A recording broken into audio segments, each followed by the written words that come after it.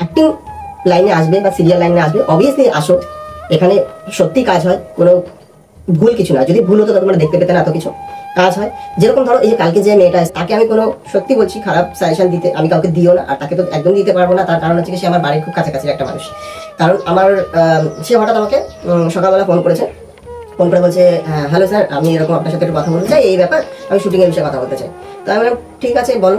তো ও এরকম বলতে চাইছে স্যার আমি কাজ করতে চাই, শুটিং করতে চাই। তো আমি বললাম ঠিক আছে, তুমি কোনো একটা টাইমে দেখা করো, আমি দেখছি যদি সম্ভব হয় আমি চেষ্টা করবো।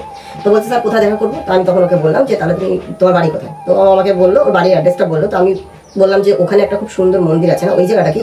বলছে হ্যাঁ হ্যাঁ ওই মন্দিরের পাশেই আমাদের বাড়ি। তো আমি বললাম ওইখানের মন্দিরটা তো খুব সুন্দর হয়েছে, মানে ওইটা আমাদের বাড়ির প্রায় কাছাকাছি, মানে খুব একটা কাছে না খুব একটা দূরে না। তো আমি বললাম ওই মন্দিরটা তো খুব সুন্দর, আমি শুনেছি বাট কখনো যাওয়া হয়নি, খুব ইচ্ছে আমার ওখানে যাওয়ার, এবং ওখানে আমার আরেকটা একটা কাজ ছিল। তো আমি ওকে বলতে, তো আমাকে বললো স্যার তাহলে আপনি একটু প্লিজ আসুন না, এখানে মন্দিরটাও ঘুরে যাবেন এবং আমার সাথে দেখা হয়ে যাবে, এবং আমার ফ্যামিলির লোকজনের সাথে আপনার সাথে দেখা হয়ে যাবে, তারা একটু কথা বলতে চায় আপনার সাথে। তো তখন আমি রীতিমতো বিকেলবেলা গেলাম সেখানে, গিয়ে তার গার্জিয়ানরা এসেছিল, সবাই এসেছিল, তার কথা বললো এবং সে আমাকে রীতিমতো বললো, তার গার্জিয়ানরা বললো এবং সেই মেয়েটিও বললো যে সে একটা জায়গায় শিখতে গেছিল, ঠিক আছে, বা সেখানে কোনো লাভ হয়নি, এবং রীতিমতো তার কাছে টাকা পয়সা চাওয়া হয়েছিল, ঠিক আছে।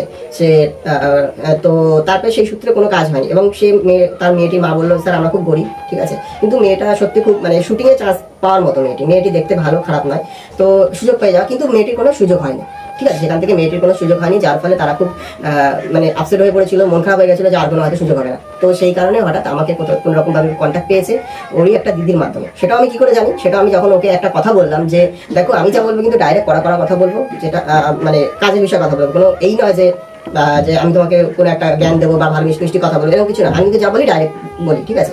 তো তখন ওর পাশে যে মেয়েটি এসেছিল দিদি আর কি, তো ও দিদি তখন বলেছে হ্যাঁ স্যার আমি জানি। আমি বললাম কি করে জানো তুমি, আমি কথা বলি। বলছে স্যার আমি একদিন আপনাকে অনেকদিন আগে প্রায় ফোন করেছিলাম, 1 বছর বা 1 বছর কি হ্যাঁ ওরকম আগে ফোন করেছিলাম।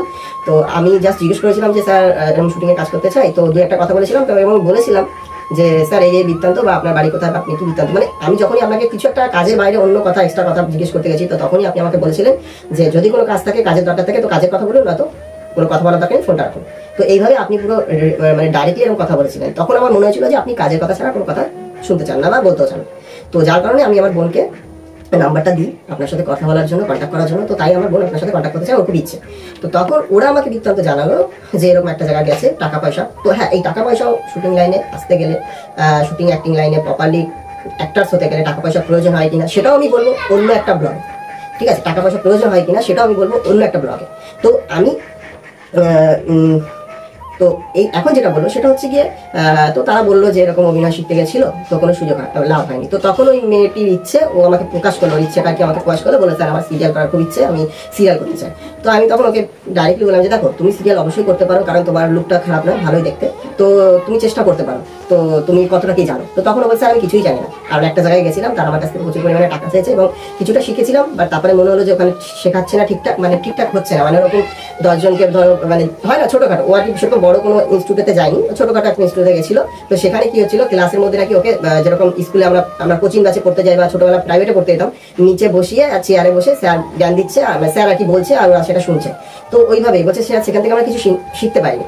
তো আমি তখন ওকে ডাইরেক্টলি একটা কথা বললাম যে দেখো তুমি যদি আমার কাছে এসে তুমি বলছো যে তুমি কিছু শেখোনি, জানো না, তো তুমি যদি এখন আশা করে থাকো যে আমার কাছে এসে আমি তোমাকে একটা সিরিয়ালে বা ভালো কোনো জায়গায় পাঠ করে সুযোগ দিয়ে দিতে পারবো, তো সেটা সম্পূর্ণ ভুল, কারণ তুমি কিছু জানো না, তো তোমাকে আমি কি করে সুযোগটা দেবো বলো। তো তুমি একটা কাজ করতে পারো, তোমাকে আমি একটা হেল্প করতে পারি, সেটা হচ্ছে গিয়ে তুমি কাজটা শেখো, জানো, দেন তুমি তারপরে এসো।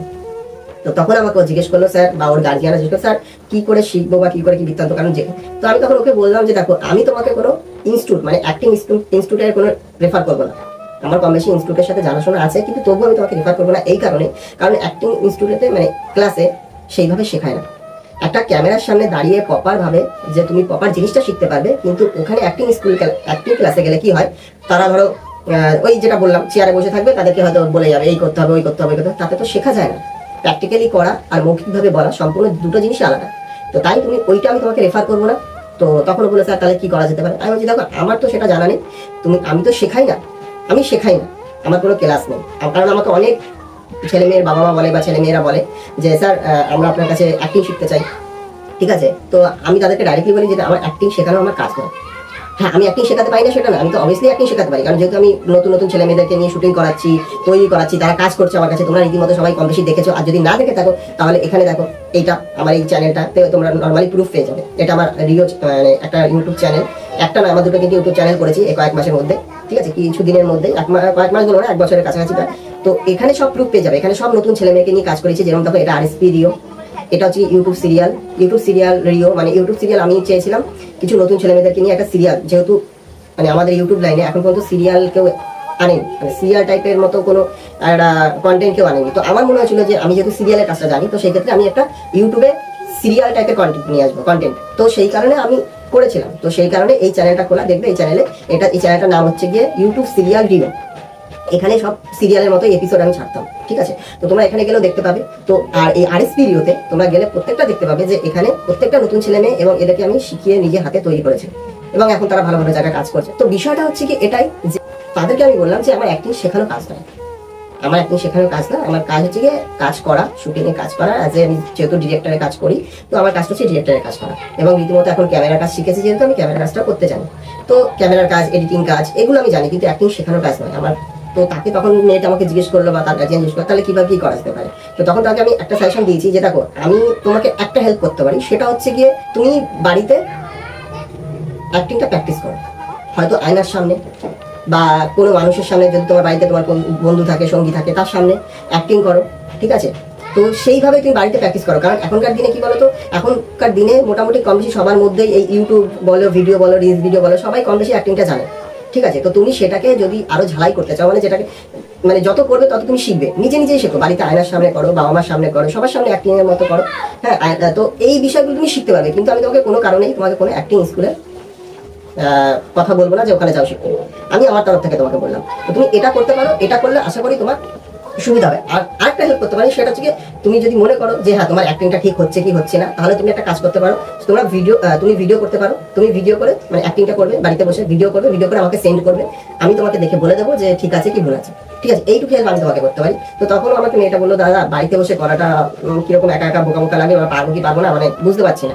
তো তখন আমি তাকে একটা কথা বললাম যে ঠিক আছে, তোমাকে তাহলে আমি আরেকটা কথা বলতে পারি, আরেকটা হেল্প করতে পারি, এটাই হচ্ছে লাস্টে। সেটা হচ্ছে গিয়ে আমি যে এখন এই মুহূর্তে যে ইউটিউবের কাজগুলো করছি, ছোটখাটো ইউটিউবের কাজগুলো, ইউটিউব বলবো না যে ইউটিউব ছোটখাটো প্ল্যাটফর্ম, একদমই নয়।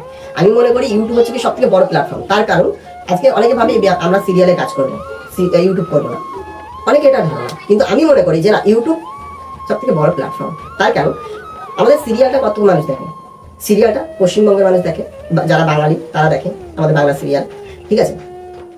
কিন্তু তুমি একটা জিনিস ভাবো, ইউটিউবটা আমাদের ইন্ডিয়া বলাটা ভুল হবে, পুরো পৃথিবী দেখছে। তো তাহলে কি হচ্ছে, আমাদের কিন্তু সিরিয়াল থেকে ইউটিউব প্ল্যাটফর্মটা অনেক উঁচু, অনেক বড়।